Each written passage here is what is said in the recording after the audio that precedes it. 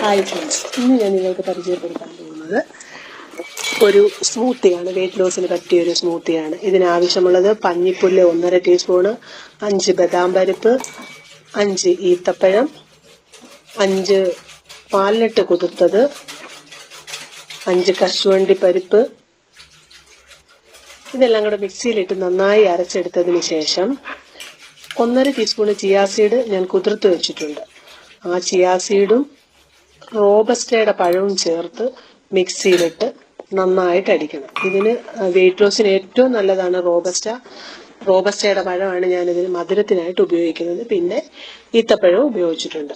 അത് ചേർത്ത് മിക്സിയിലിട്ട് നന്നായിട്ട് അരച്ചെടുത്തതിന് ശേഷം വീണ്ടും നമ്മൾ പഞ്ഞിപ്പുല്ല് കുറുക്കി വെച്ചിരുന്നത് കൂടി ചേർത്ത് മിക്സിയിലിട്ട് അടിക്കണം. മിക്സിയിലിട്ട് നന്നായി അരച്ചതിന് ശേഷം നമ്മളിത് സ്മൂത്തി ആയിട്ട് നമുക്ക് ഉപയോഗിക്കാം. വെയിറ്റ് ലോസിന് വളരെ നല്ലതാണ്. നല്ല വിശപ്പും എല്ലാം നല്ല ഇതായിട്ട് മാറും. നമുക്കിത് നന്നായിട്ട് ഉപയോഗിക്കാൻ പറ്റും. നിങ്ങളെല്ലാവരും ഇത് ട്രൈ ചെയ്ത് നോക്കുക.